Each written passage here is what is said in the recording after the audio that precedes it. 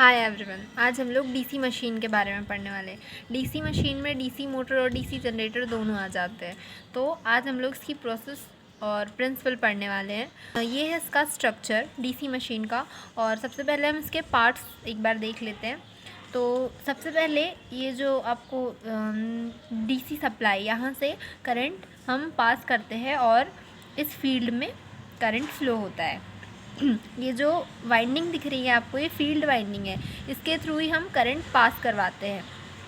और ये पोल शू है। पोल शू का काम क्या होता है? पोल शू का काम होता है मैग्नेटिक फ्लक्स का कम्प्लीटली यूज़ हो, ये पोल शू का काम होता है।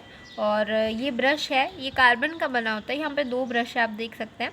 तो ये कार्बन के बने होते हैं और इसका काम होता है करंट को कैरी करना। ठीक है। शाफ्ट तो आपको पता ही होगा, शाफ्ट रोटेट करता है। शाफ्ट का काम ही होता है रोटेट करना।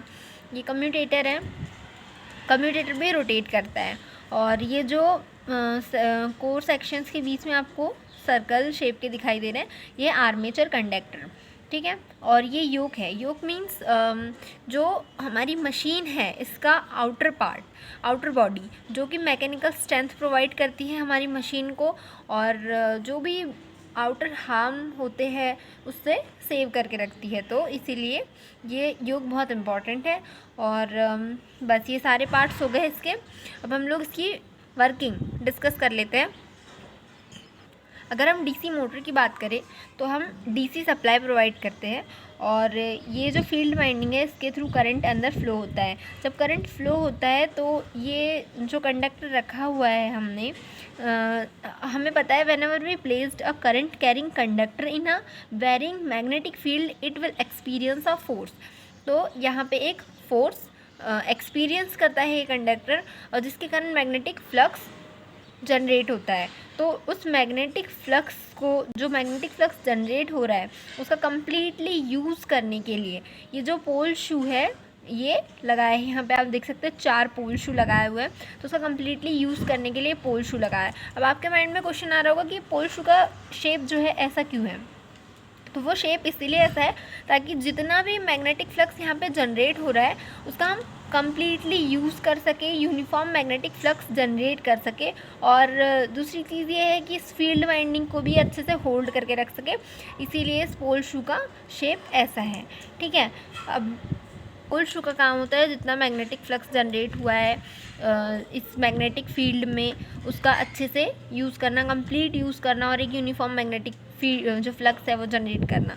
देन कम्यूटेटर का वर्क होता है कि अगर डायरेक्ट करंट हमने इसको प्रोवाइड की, मोटर की केस में डायरेक्ट करंट हम इसको प्रोवाइड करते हैं, तो उस डायरेक्ट करंट को ये अल्टरनेटिंग करंट में चेंज कर देता है। और अगर हम बात करें डीसी जनरेटर की, तो डीसी जनरेटर के केस में कम्यूटेटर का काम होता है, हम एसी सप्लाई प्रोवाइड करेंगे और ये एसी को डीसी में कन्वर्ट कर देंगे। और ये जो ब्रशेस लगे हुए हैं, इनका काम होता है यहाँ जो भी करंट जनरेट होगा, मोटर की केस में एसी करंट जनरेट होता है और जनरेटर के केस में डीसी करंट जनरेट होता है। तो ब्रश का काम होता है वो करंट को कैरी करके मशीन से बाहर पहुंचाना। ये काम होता है हमारे कार्बन ब्रश का। ये ब्रश किस से बने होते हैं? कार्बन से बने होते हैं, ये आपको याद रखना है। ठीक है।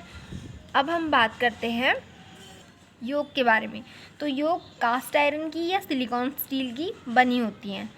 और एक बार फिर से रिवाइज कर लीजिए, डीसी मोटर में हम डायरेक्ट करंट पास करवाते हैं, और जो कम्यूटेटर होता है वो एसी में कन्वर्ट कर देता है, और जनरेटर में हम एसी करंट पास करवाते हैं फील्ड वाइंडिंग के थ्रू, और कम्यूटेटर उसको डायरेक्ट करंट में चेंज करके पास करता है। ओके। सो ये डीसी मोटर और डीसी जनरेटर का मेन वर्क हो गया, और सारे पार्ट्स के बारे में भी हमने पढ़ ही लिया है। अगर आपको कोई भी डाउट है तो आप मुझे कमेंट सेक्शन में कमेंट करके पूछ सकते हैं। Thank you for watching this video. If this video is helpful for you, please like, share and subscribe. Thank you.